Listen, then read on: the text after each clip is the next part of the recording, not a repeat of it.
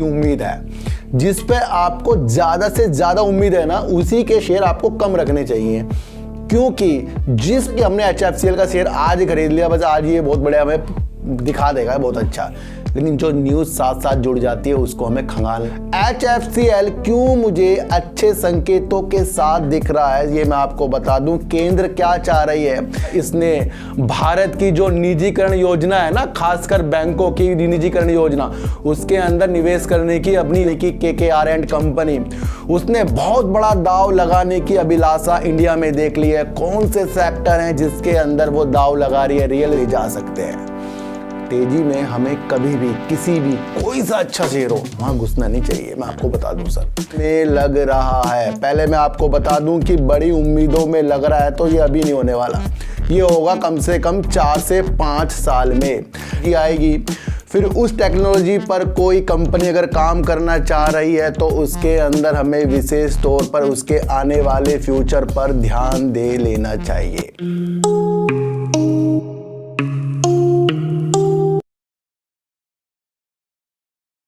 नमस्कार, मैं स्वागत करता हूं आपका अपने ही चैनल पर जिसका नाम है सार्थक बाजार से। आज बात करेंगे पटेल इंजीनियरिंग की और बात करेंगे सुजलॉन, HFCL की, बात करेंगे सर टाटा मोटर्स की। इन सब की बात करने से पहले मैं आपको एक चीज़ बता दूं कि जिस तरीके से नई टेक्नोलॉजी आएगी, फिर उस टेक्नोलॉजी पर कोई कंपनी अगर काम करना चाह रही है तो उसके अंदर हमें विशेष तौर पर उसके आने वाले फ्यूचर पर ध्यान दे लेना चाहिए।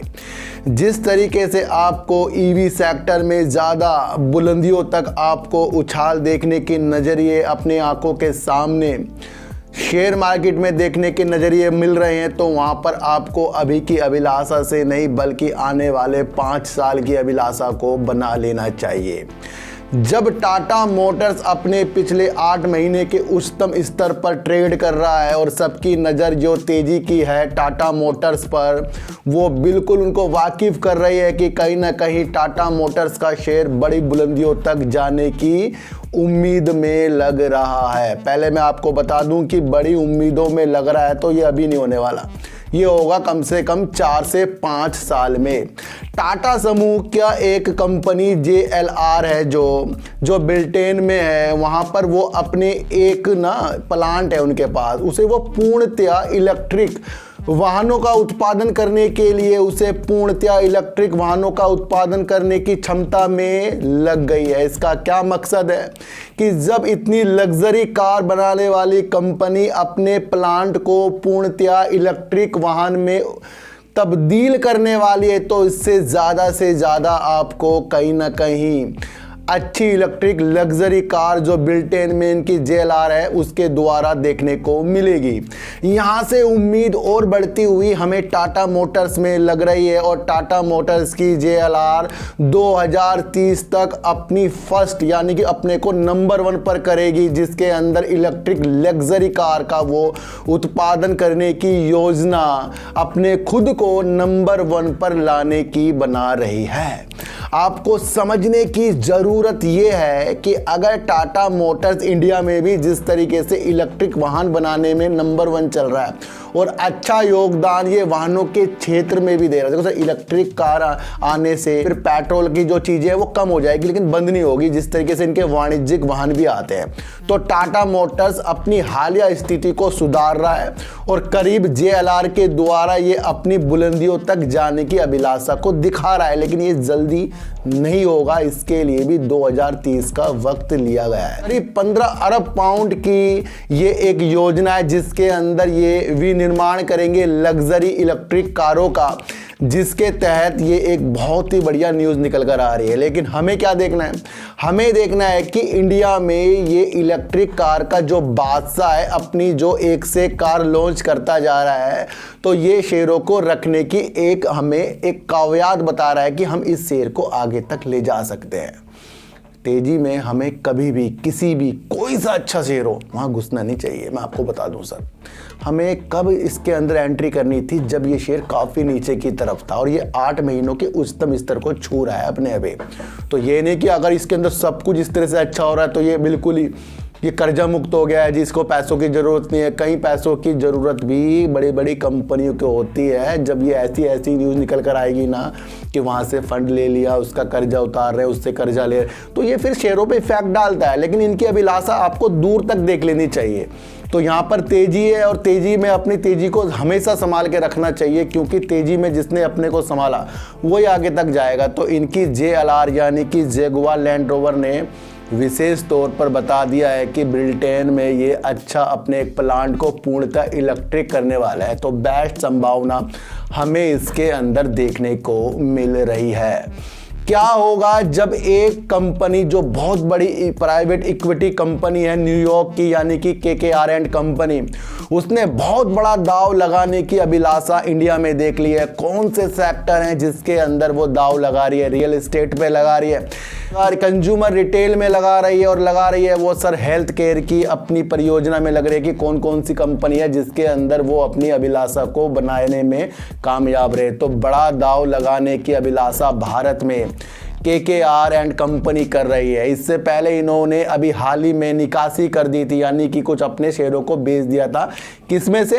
मैक्स हेल्थ केयर से बेच दिया। करीब $2 अरब इन्होंने जुटाए थे। अभिलाषा क्या है सर? अभिलाषा देखो कि जो भी ये पैसा जुटाएगा, इसने भारत की जो निजीकरण योजना है ना, खासकर बैंकों की निजीकरण योजना, उसके अंदर निवेश करने की अपनी योजना बना रहा है। लेकिन IDPI बैंक जो सरकार जल्दी से प्राइवेट करने वाली है, उसके अंदर इसने अभी बोली नहीं लगाई है, उसके अंदर से दूर है।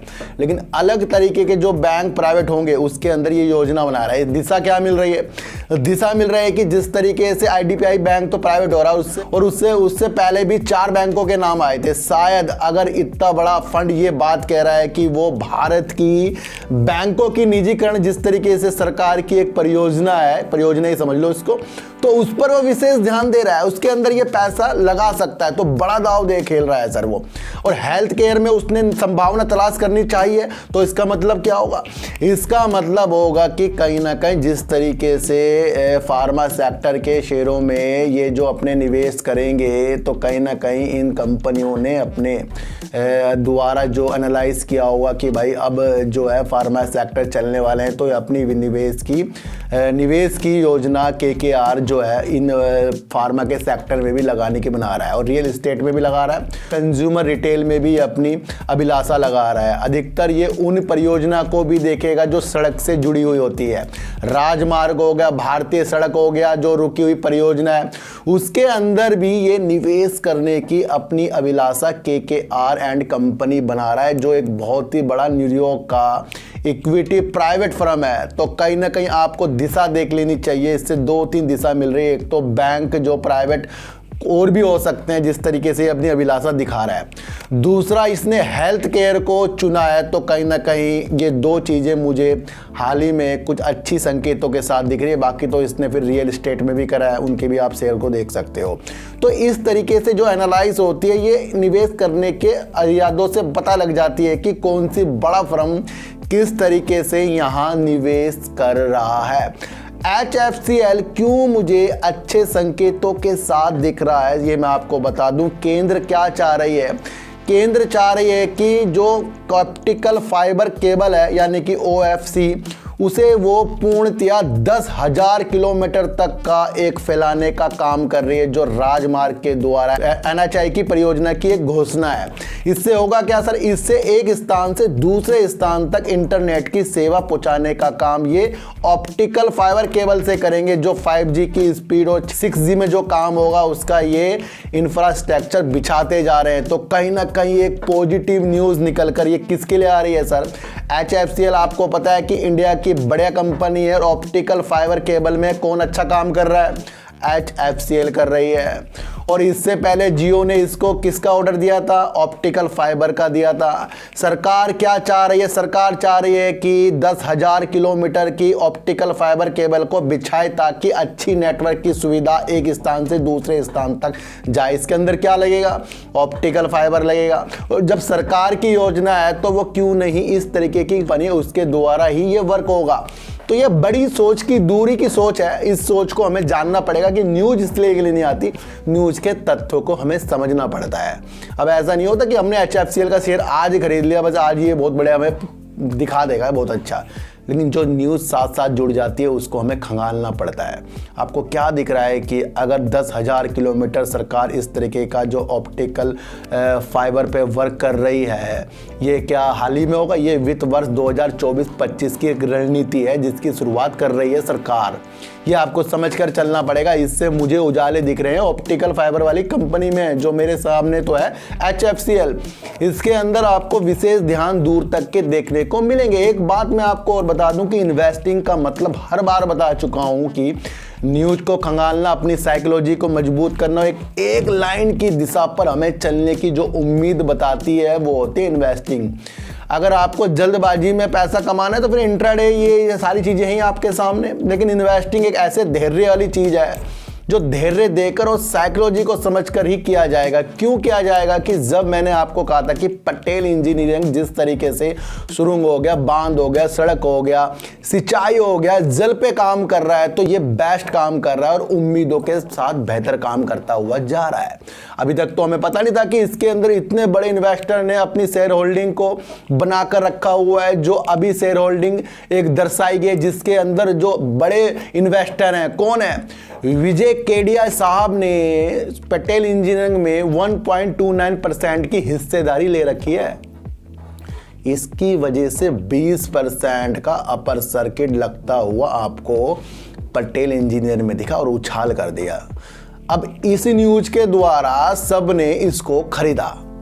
इन्वेस्टर जो विजय केडिया है ना, वो लेके शेयरों को छोड़ रहे हैं, काम को देख रहे हैं। और यही मैंने आपको बताया था कि पटेल इंजीनियरिंग जैसा काम शेयर के गिरने से खराब नहीं होता। ये कब से आपको बता रहा हूं कि अगर कोई कंपनी बहुत अच्छी है और उसके शेयर काफ़ी नीचे की तरफ आपको मिले तो क्या कंपनी खराब है? इसके अंदर सर वो अपनी ऊंचाई को जरूर छुएगा, वक्त आने पे छुएगा, अपनी परियोजना को पूरा करने पे छुएगा।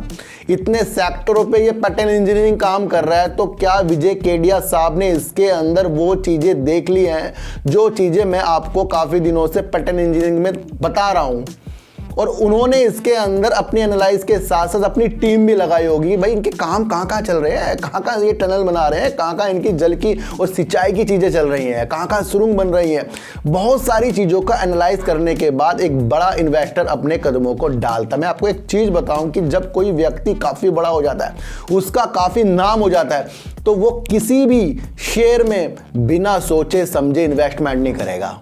क्यों नहीं करेगा? क्योंकि उसका नाम खराब हो जाएगा। अगर वो कंपनी गलत में उन्हें इन्वेस्टमेंट कर दिया तो उसका नाम खराब हो जाएगा। इसलिए तो ये बड़े बड़े जो लोग होते हैं कहीं ना कहीं अपनी एनालाइज को बहुत अच्छे तरीके से करते हैं। वैसे मैं आपको एक चीज़ बताऊं कि अडानी ग्रुप के शेयरों में विजय केडिया साहब ने अभी तक के कोई भी अपनी होल्डिंग नहीं बनाई है, लेकिन पटेल इंजीनियरिंग में बनाने वाली चीज़ों ने एक ऐसी चीज़ दशा कर दी हमारे सामने कि अब इनके शेयरों में थोड़ा और इन्वेस्ट हम थोड़ा नीचे आके कर सकते हैं और लंबी दूरी का शेयर जो है ये हमें अब पटेल इंजीनियरिंग लग रहा है, इसमें और ज़्यादा मजबूत लगे। देखो काम तो हमें पसंद ही है इसका, लेकिन जब इसके साथ विजय केडिया साहब का नाम जुड़ा तो क्या ऐसी उम्मीद हमारे दिल में जगी कि भाई हाँ भाई अब कुछ अच्छा है, क्योंकि करोड़ों शेयर जो लिए हैं विजय केडिया साहब ने लिए हैं, कुछ समझ के लिए। तो लगता है कि अब हमारी एनालाइज जो है परफेक्ट लाइन पर चल रही है और उसके द्वारा फिर अब हमें होल्ड करने वाली स्थिति बन रही है। तो जल्दबाजी में कभी भी शेयर मार्केट से पैसे कमाने वाली चीज़ों को बिल्कुल भी ना देखें, क्योंकि अगर आप इस तरीके की चीज़ें शेयर मार्केट में देख रहे हैं कि भाई मैं तो करोड़पति इसी से बनना है, देखो बन तो जाओगे करोड़पति आप, लेकिन वो धीरे धीरे ही बनते हैं। एकदम से बनने वाले करोड़पति नहीं होते, अगले दिन करोड़पति हो जाते हैं। क्यों? उसके बाद वो दूसरी चीज़ के लिए काम करता है। तो धीरे धीरे जब हम वर्क करते हैं, एनालाइज को समझते हैं, अच्छी वीडियो देखते हैं, भ्रमित करने वाली वीडियो से दूर रहते हैं, जो टारगेट में आपको उलझा कर काफ़ी दूर के सपने दिखा कर फिर कहते हैं कि लॉटरी लग जाएगी, धमाका हो जाएगा, ये हो जाएगा, वो हो जाएगा, और फिर जब शेयर नीचे जाता है तो फिर उसकी कमियां दिखानी शुरू कर देते हैं। ऐसी वीडियो देखते क्यों हो कि जो कंपनी बहुत अच्छी है उसका शेयर नीचे गया, फिर उसकी ही वीडियो गलत बनाने के चक्कर में आपके ऊपर प्रस्तुत हो जाती है, फिर आप सोचते हो नहीं यार कंपनी बेकार है। तो पटेल इंजीनियरिंग में मेरे हिसाब से अच्छी उम्मीदों के साथ बढ़ना पड़ेगा। एक सवाल है ऐसा, सुजलॉन एनर्जी ये क्यों नहीं जा रहा है 10-11 रुपये? देखो सर, मैंने आपको पहले कहा था कि सुजलॉन एनर्जी को अडानी ग्रीन से भी ऑर्डर अच्छा मिला है और इसकी वजह से एक बार इनका बहुत अच्छा प्रॉफिट भी आया था। तो सारी मंशा जो है अभी अडानी ग्रुप अपने कर्जों को उतार रहा है, अपनी नई परियोजना पे ध्यान नहीं दे रहा है। तो जब क्या होगा, तो वो अपनी पहली पुरानी परियोजना पर ही विशेष तौर पर ध्यान दे रहा है। तो कहीं ना कहीं उससे जुड़ता हुआ ही काम जो है अडानी ग्रीन ने हमें सुजलोन एनर्जी को जाते हुए देखे दिया था। अब ये एनालाइज मैंने किसी के सामने रखी थी, उसको समझ ही नहीं आई चीज़। भाई जब जिस कंपनी, बड़ा व्यक्ति का नाम कंपनियों से जुड़ जाता है तो उसके ऊपर कुछ प्रॉब्लम आती है तो दूसरे शेयरों में जो इन्वेस्टमेंट या कुछ भी कर रहा है तो उस पर भी प्रॉब्लम आनी लाजमी है। राइट इशू के बाकी शेयर भी मिल रहे हैं, और क्या ये इसलिए मिल रहे हैं कि शेयर इसका 2 रुपये में जाएगा, या इसलिए मिल रहे हैं कि ये राइट इशू लाकर अपने पैसे जो इन्होंने जुटाए थे उस परियोजना को ये आगे तक करेंगे। तो जब हमें इसके अंदर और अच्छी परियोजना निकलती हुई सुजलोन एनर्जी में देखने को मिलेगी तो हो सकता है तब जाकर ये आपको अपनी तेजी के संकेत दिखाए। और फिर बता रहा हूं, काम जो है इसका वर्ल्ड से, इंडिया से जुड़ा हुआ है, तो कभी ना कभी आपको ये बीच में रंग दिखा देगा, लेकिन अच्छे वाले रंग ये काफ़ी सालों में दिखाएगा, जो सरकार की काफ़ी लंबी जो परियोजना है। तो सुजलोन एनर्जी मेरे हिसाब से अच्छा शेयर है, लेकिन ज़्यादा इन्वेस्ट करने वाला शेयर ये बिल्कुल भी नहीं है, क्योंकि अगर कोई व्यक्ति 1 लाख का इन्वेस्टमेंट कर रहा है तो दूसरा 5 लाख करने के लिए तैयार है। और काफ़ी इसके अंदर जो रिटेलर है इसी उपलक्ष्य में है कि यही शेयर जो है पवन के द्वारा हमें बिजली उत्पन्न करके हमारे पैसों को बढ़िया कर देगा। तो ये अभिलाषा ठीक है, लेकिन आपको ये समझनी चाहिए कि इसके अंदर आने वाली चीज़ें, जिस तरीके से कर्जा मुक्त होंगे, जिस तरीके से पैसा जुटाएंगे, जिस तरीके से इनको अलग अलग परियोजना मिलेगी, उस पर डिपेंड हो जाता है। तो ये भी शेयर मैंने आपको कहा था ना कि एक अपना पोर्टफोलियो अलग से बनाइए, जो एंजल वन का मैंने आपको अपने डिस्क्रिप्शन में दे रखा है, उसके अंदर से अकाउंट खोलिए और कुछ शेयरों के साथ ऐसे शेयरों पर बैठिए जिस पे आपको अच्छी उम्मीद है, जिस पे आपको ज़्यादा से ज़्यादा उम्मीद है ना, उसी के शेयर आपको कम रखने चाहिए। क्योंकि जिस पर ज़्यादा उम्मीद के बाद दिल टूट जाता है तो वो एकदम से दिल तोड़कर आपको उसके अंदर से एग्जिट करने का साइकोलॉजी बन जाती है। क्यों? क्योंकि आपने उससे ज़्यादा मोहब्बत कर ली थी। होता है ना, जब आप किसी से ज़्यादा मोहब्बत करो, वो आपकी बात नहीं सुन रहा है, आप पीछे पड़े रहोगे उसके, और जब आपका दिमाग टूट जाएगा, दिल टूट जाएगा, फिर आपको शक्ल नहीं देखनी भाई इसकी अब मुझे, चाहे वो लड़का हो चाहे लड़की हो। तो यही चीज़ है कि जब हम किसी चीज़ से ज़्यादा उम्मीद लगा लेते हैं और वो हमारी उम्मीदों पे खरा नहीं उतरता, तो फिर हम क्या करते हैं, एकदम से तेज़ में उससे एग्जिट हो जाते हैं।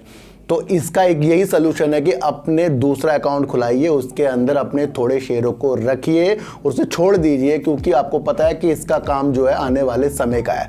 तो आने वाले समय के लिए कुछ शेयरों को रखा जाता है, बहुत शेयरों को नहीं रखा जाता, ये मैं आपको कई बार बता चुका हूँ। तो सुजलोन एनर्जी मेरे हिसाब से लंबी दूरी का शेयर है, पर कम इन्वेस्टमेंट करके इस शेयर पर हमें चलना पड़ेगा।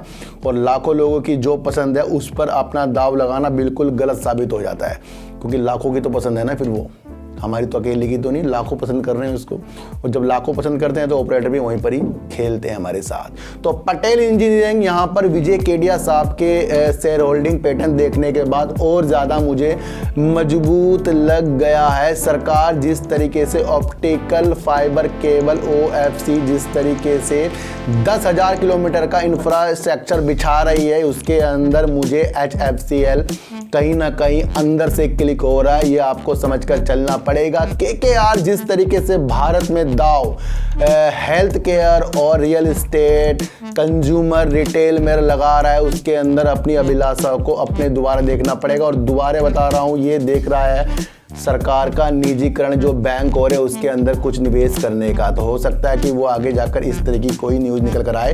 टाटा ग्रुप की कंपनी टाटा मोटर एक बेस्ट काम कर रही है, वो इन्हीं में बहुत ऊंचाई तक जाने की उम्मीद रखती है, लेकिन वो अभी हाल ही की नहीं, काफ़ी सालों के। तो ये भी एक आपको इन्वेस्टमेंट करने वाला, मतलब रखने वाला शेयर है, और जल्दबाजी में इसको 600-700 के टारगेट देखने वाला ये शेयर नहीं है। ये आपको मैं पहले बता दूं सर। तो सर चीटी को हटा दीजिए, गाय को रोटी दीजिए और अपने बच्चों को ज़्यादा से ज़्यादा प्यार कीजिए, क्योंकि बच्चे ही आपकी मासूमियत से किस्मत पलटेंगे।